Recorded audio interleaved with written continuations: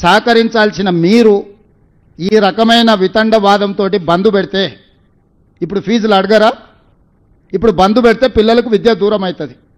3 నెలలకు 6 నెలలకు మేము ఫీజులు ఇస్తే ఈ బంద్ పెట్టినందుకు ఎవరిని శిక్షించాలి? పిల్లల జీవితాలతోని చెలగాటాలు ఆడొద్దని నేను యజమానులకు చెప్తున్నా. విడతల వారీగా మీకు ఫీజులు చెల్లించే బాధ్యత మేము తీసుకుంటాము. మొట్టమొదట మేము అధికారంలోకి వచ్చిన తర్వాత ఏం బకాయిలు ఉన్నా అవి ఇస్తాం. కేసీఆర్ పెట్టిపోయిన బకాయిలు ఏమున్నాయో ఆడబోయి అడుగురి. ఉన్నవే 3,600 కోట్ల బకాయిలు అంటే 6,000 ఇవ్వండి 5,000 ఇవ్వండి అని ఉపన్యాసాలు ఇస్తుండు. ఉపన్యాసాలు ఇచ్చటాయని చూసిన 12 కాలేజీలు పర్మిషన్ ఇవ్వమని వచ్చి పైరేకి వచ్చిండు, ఇయ్యలే. ఇంకొక 2 ఆఫ్ క్యాంపస్, ఆయనది ఉండేది మహబూబ్నగర్లో, ఆఫ్ క్యాంపస్ హైదరాబాద్లో నాకు క్యాంపస్ ఇవ్వమని వచ్చిండు, ఇయ్యలే. ఇవన్నీ రూల్కి వ్యతిరేకం. అవి ఇయ్యలేదు కాబట్టి తీట పెట్టుకొని ఇట్లాంటి వేషాలు వేస్తున్నారు. పిల్లల్ని వెనక్కి తిప్పితే ఏమవుతుందో నాకు తెలుసు, వెనక్కి ఎట్లా తిప్పొచ్చు. నేనేందంటే ప్రభుత్వాన్ని నడుపుతున్నా కాబట్టి ఆ ప్రయత్నం చేస్తలేను. పిల్లల చదువులకు ఆటంకం కలిగిస్తే యజమానులైనా ఉండొచ్చు, రాజకీయ పార్టీలైనా ఉండొచ్చు, ఎవరైనా కఠినంగా వ్యవహరిస్తాము. మీ డబ్బుల కోసం పిల్లల జీవితాలతోని చెలగాటం ఆడకండి. ఈరోజు మీరు బంద్ పెడితే అకాడమిక్ ఇయర్ లాస్ అయిపోతే ఆ పిల్లలకు చదువు తిరిగి రాదు. ఇవాళ మీ ఫీజు రియంబర్స్మెంట్ తిరిగి వస్తుంది. పిల్లలకు మీరు చేసే అన్యాయం తిరిగి వస్తుందా? చెప్పండి.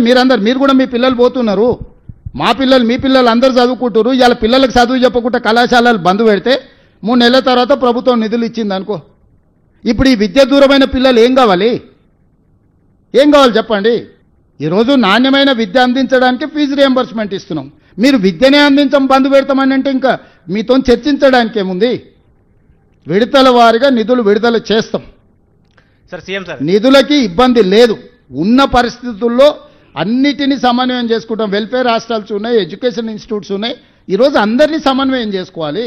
ఒక్క కాలేజీ యజమానులే కాదు, ప్రభుత్వ ఉద్యోగులు ఉన్నారు, రిటైర్డ్ అయిన ఉద్యోగులు ఉన్నారు, పెన్షనర్స్ ఉన్నారు, అగ్రికల్చర్ ఫార్మర్స్ ఉన్నారు, ఉమెన్ ఉన్నారు, మీడియా మిత్రులు ఉన్నారు. ఢిల్లీకి పోతే మీ వాళ్ళు మాకు సార్ రాజీవ్ ఆరోగ్యశ్రీ ఢిల్లీలో ఇంప్లిమెంట్ అవుతలేదు, మీరు ఏదో ఒకటి చేయాలని అడిగినారు. ఏదో ప్రయత్నం చేస్తున్నాము. ఏదో ఈ సమస్యలు కొత్తగా రేవంత్ రెడ్డి వచ్చినాకనే పుట్టుకొచ్చినాయి. ఈ సమస్యలకు మొత్తం రేవంత్ రెడ్డి కారణం అన్నట్టు మీరు ఏ రాజకీయ పార్టీలతో అంటగాగుతారు, మీ వెనకాల ఎవరుండో తెలుసుకోలేనంత నిద్రావస్థలు ఉన్నామా మేము? మాట్లాడుతున్న 3-4 పేర్లు తీయండి, వాళ్ళు ఏమేమి అడిగినో గవర్నమెంట్ను చూడండి.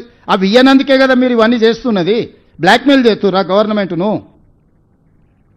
మీ కాలేజీలో ఏమున్నది ఏం లేదు, మీరు ఎట్లా తీసుకుంటారో, ఎన్ని షిఫ్టింగ్ అడిగిండో వాళ్ళ నాయకుడు అనేటాన్ని, ఎన్ని కాలేజీలు షిఫ్టింగ్ అడిగిండు, మూతబడ్డ కాలేజీలకు ఎన్నిటికి పర్మిషన్ అడిగిండు.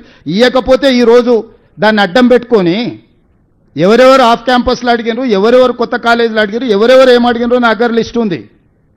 ఈ తమాషాలన్నీ పనికిరావు. వాళ్ళు ఏదో అనుకుంటారు పిల్లల్ని రెచ్చగొడతామని. నేను సంఘాలకు కూడా విజ్ఞప్తి చేస్తున్నా, దయచేసి మన పిల్లలే వాళ్ళు స్కూళ్ళు కాలేజీలు బంద్ పెట్టి ఏదో చేస్తాం అనుకుంటే మాత్రం అది పిల్లలకు అన్యాయం జరుగుద్ది. అర్థం పర్థం ఉండాలి. బెదిరించడానికి, బ్లాక్మెయిల్ చేయడానికి నోరుంది కదా అని ఏది పడితే అది మాట్లాడితే అధికారులను తిడితే అధికారులు ఏం చేస్తారు? అంటే మీరు అడ్డగోలుగా చేస్తే ఏది పడితే సంతకం పెడితే ఒకడొకడు ఎట్లా ఫీజులు పెంచుకొని వచ్చిండ్రు. వాళ్ళ లెక్కలు చూస్తే అసలు కళ్ళు తిరిగిపోయినాయి నాకే. విద్య వ్యాపారం కాదు, విద్య సేవ. విద్యను వ్యాపారంగా చూసి వ్యాపారం తెలివితేటలు మెలుకోవాలని ఇంట్లో పెట్టి గెలుకుతామని అంటే అదేం కుదరదు. కొన్ని రోజులు ఇబ్బంది అయితే ఇబ్బందిని ఎదుర్కొంటాము. నేను కూడా ప్రజలందరికీ విజ్ఞప్తి చేస్తా, ఏం జరుగుతుందో. ప్రభుత్వ ఉద్యోగులు కూడా ఆలోచన చేయండి. మీ దగ్గరనే ఉంది కదా ఫైనాన్స్, నా ఇంట్లో ఏముండదు కదా నగదు, లెక్కలన్నీ అక్కడనే ఉన్నాయి. అర్థం పర్థం లేకుండా మాట్లాడి ఏది పడితే అది మాట్లాడి ఎట్లా పడితే అట్లా మాట్లాడి మీ వెనకాల రాజకీయ పార్టీలు ఉన్నాయని చెప్పి మీరు ఏది పడితే అది మాట్లాడతారా? మీరు అడిగినవన్నీ అనుమతులు ఇవ్వాలనా? అరోరా రమేష్ ఎన్ని కాలేజీలకు అడిగిండు, ఎన్నిటికి అడిగిండు? అన్ని అనుమతులు ఇస్తే ఉంటుందా ప్రభుత్వము? ఆ జయప్రకాష్ ఆయన మహబూబ్నగర్, ఆయన కాలేజ్ మహబూబ్నగర్లో ఉంటా, హైదరాబాద్లో క్యాంపస్ పెట్టుకుంటాడంట, అనుమతి ఇవ్వాలంట ఆయనకు. ఇవ్వకపోతే బ్లాక్మెయిల్ చేస్తాడంట. ఇదా ఎట్టకెళ్ళి తెచ్చేయాలి నేను?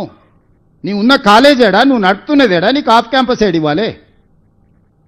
ఇక దీని వెనకాల ఉన్న బీజేపీ నాయకులు ఏం అడిగిరో నాకు తెలుసు కదా, ఏమి ఆఫ్ క్యాంపస్లో అడుగుతారు, ఏం అడ్డగోలుగా చేస్తేనేమో మంచోడు. కనీసం చట్టాన్ని కొంచెం అమలు చేద్దామంటే మేము ధర్నాలు చేస్తాం, దీక్షలు చేస్తాం, రోడ్డు ఎక్కుతాం.